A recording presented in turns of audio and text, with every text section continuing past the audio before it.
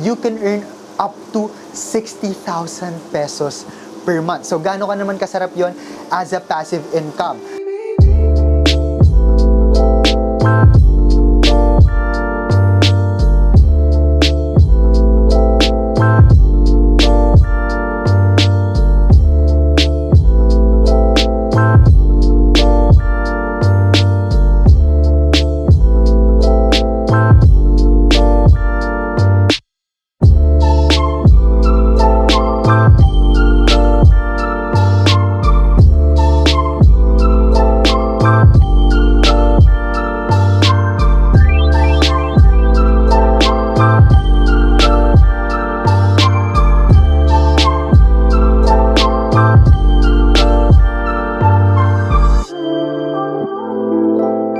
Hi Geekers! This is me again, Jair Mamaklay, your property geek, and I am very excited for this vlog because for the very first time, yung client ko na nakakuha ng unit dito sa Fullerton Suites na turnover na sa kanya at ginawa niyang for Airbnb rental. So if you guys know na nakapag-invest dito sa area or planning to invest for rental income din dito sa area ni Santa Rosa at Silang, Cavite, I will give you an idea kung paano kumikita itong client kong to dahil hindi lang to yung first time niya na merong paupahan dito sa area at nag-i-invest siya patuloy ng condo dahil nga booming ito at of course, near Nuvali, nakagitna ka sa Tagaytay at very accessible through Calax and SLEX if you're from Manila or galing ka sa airport. So tutok guys, excited ako sa inyo ipakita kung paano niya na fully furnish yung condo niya for Airbnb.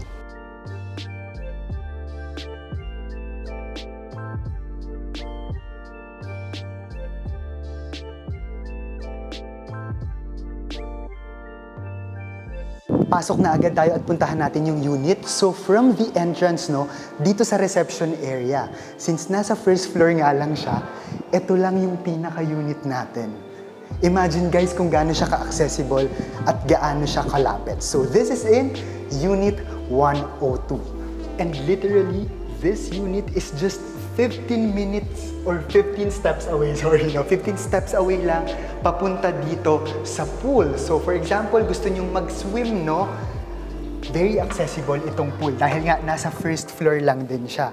So imagine, no, you can enjoy this view, no? Malamig yung hangin, maganda yung breeze, and ang maganda dito sa amenity area nila, nakagitna dito sa condo. Client ko, nag-install siya ng door lock na pwede niyang ma-unlock even if wala siya or hindi niya ma-meet face-to-face yung guest niya. So, napaka-seamless, napakadali lang in just one tap through your cellphone, no, or the application that i-install mo, malalaman mo na kung na-unlock na rin to ng guest mo, nakapasok na sila dahil magno-notify. So, yung mga gusto rin magpa-Airbnb, pwede nyo rin gawin to kasi ang ganda na rin talaga ng technology ngayon. So, ngayon, kunwari, nakapasok na ako sa Yale app, i-touch ko lang in order for me to unlock it. Ayan, unlocking siya, and that's it. Pag nag-turn na ng green, open na siya. So tara, pasok na tayo. So as you can see guys, no, ito yung Yale lock, and as per my client, nabili lang niya to sa Lazada for about 6,000 to 8,000 pesos. So nung una ko tong nakita parang, no, very obvious, no, sa design ng wall. It's an industrial design. And mind you guys, no, yung client ko lang talaga yung gumawa nito. He did not hire for an interior design. Ang ganda niya, very modern. And at the same time, signature ito nung client ko, no, sa lahat ng Airbnb na pinaparent nila, ng mga condos nila, laging may ganito, no, na, ano ba tawag dito, Gion? Is it a coffee machine? Yeah, coffee machine. So, hindi, may laging free. It comes with a free coffee, no? Okay, discuss na natin yung kitchen. Dito tayo, sa comfort room. So, eto, tinanong ko sa kanya, kay sir. So, paano ba to dinidesign para kung yung mga client natin na gusto mag-DIY, paano nila ginagawa? So, a simple like cement, yung parang nagpapalitada ng mga nakikita natin sa mga laborer. Ganun lang din. Special cement lang talaga yung gamit, no? So, let's check the bathroom kung ano yung binago, no, nung client ko. So, pag dineliver, kung ano yung nakikita yung tiles here sa flooring and then sa wall, ganito na talaga siya. Nagdagdag lang siya ng mga konting like design accents, no, para mas maging maganda tignan at mag-follow pa rin sa industrial design. Like the wall, no? Ni-retain niya na ganito pa rin yung yung wall, it's amazing talaga, no? And if makita nyo sa toilet and bath, nagdagdag siya ng feature na parang Japanese toilet siya, no? Signature din nila ito. Lahat ng for Airbnb rental niya, merong ganitong Japanese toilet. And ito guys, no, Lazada finds. No, sa Lazada lang ito, may light, no, kapag gusto mong magkaroon pa ng lighting kapag gumagamit ka ng vanity mirror.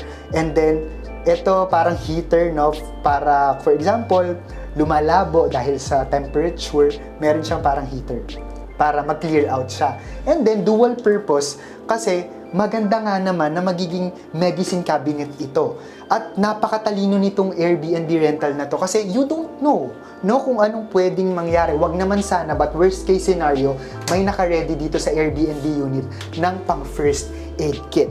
And then on this side, nandito yung mga towels, toiletries, and ito, no, censored ito. So, ibig sabihin, pag gabi, hindi mo na kailangang buksan, no, itong ilaw para lang mag-turn on or off yung light. Kasi kapag nakakita siya ng motion, no, na may pumasok, automatic ito na mag-on yung lighting.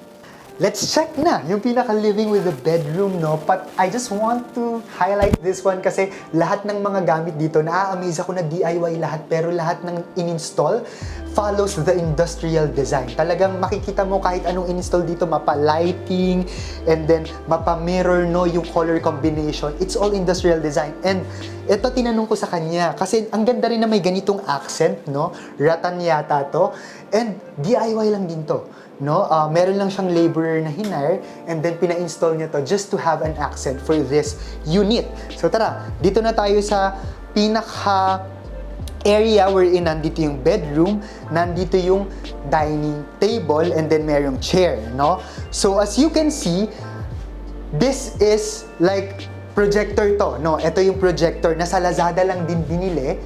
Itong projector na to costs 13,000 pesos, no? So mas malaki yung magiging screen mo. So, I'm trying to open it para mas makita nyo, no, kung ano itsura niya. And then for this one, meron kang naghahang ka ng mga, like for example, if you have a suit, no, or long sleeves para hindi mo siya itupi. Kasi for example, meron kang business trip. Since malapit ito sa Southmont at magiging katabi ng College Business District, and of course, malapit din sa mga pocket central business districts ng New Valley, if you are not renting it for staycation, pwede mo tong i-rent, no, kaysa mag-hotel ka at a cheaper price, no, i-rent mo na lang to daily, no. So, ang ganda lang, na-amaze ako. Ayan, na-on na natin yung pinaka-monitor here.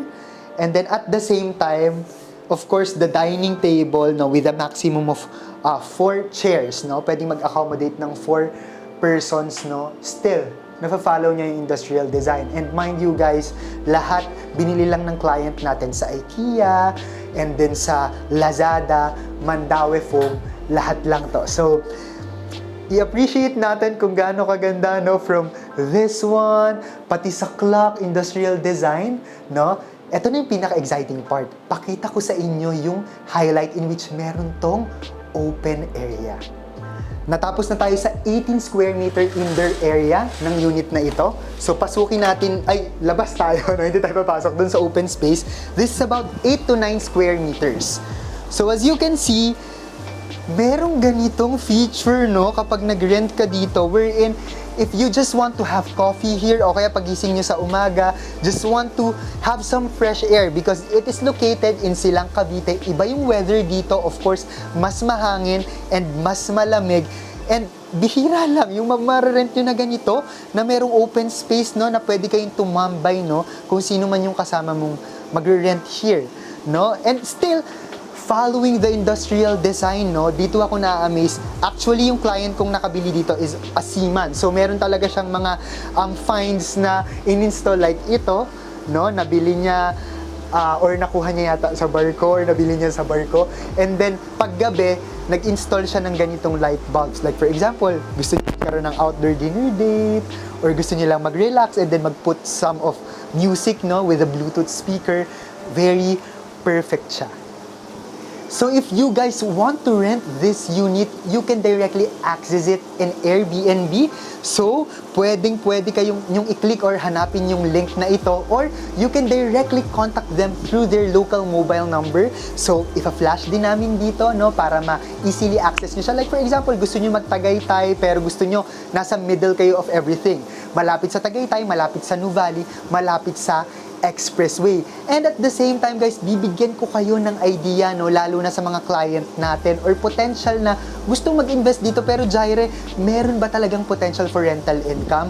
Lalo na sa mga clients ko abroad, meron po, because as of the moment, napaparentahan niya to ng a total of 3,100 pesos including the cleaning fee. Sabihin na natin 3,000 per day times 30 days, no? Pero magpaka-conservative tayo. Kunwari, talagang may hindi umuupa or hindi napupuli book kahit 20 days lang. Imagine, 3,000 times 20, you can earn up to 60,000 pesos per month. So, gaano ka naman kasarap yon as a passive income?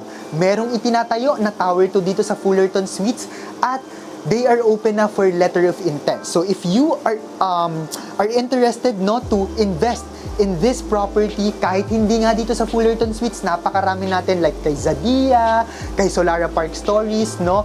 Just tap me, tutulungan ko kayo magkaroon ng rental business dito sa area using your condo investment. Dahil ito na guys, yung mga kinukwento ko sa inyo before, no? Nagre-reap na yung mga clients kong naunang mag-invest dito. Just contact me through 0927-185-1590 or +63-927-185-1590. This is my local mobile number, my WhatsApp, and my Viber account. You can directly contact me through my personal Facebook account. That's Jaire Valeria Mamaklay, and through my Facebook page, The Property Geek. Guys, maraming salamat sa pagtutok. And if you guys want to see the before and after, wag muna kayong umalis sa video dahil bibigyan namin kayo ng extra clip para magkaroon kayo ng idea kung ano itsura nito from before at paano ito napaganda at nalagyan na ng gamit. Maraming salamat guys sa pagtutok, and watch out for this before and after video.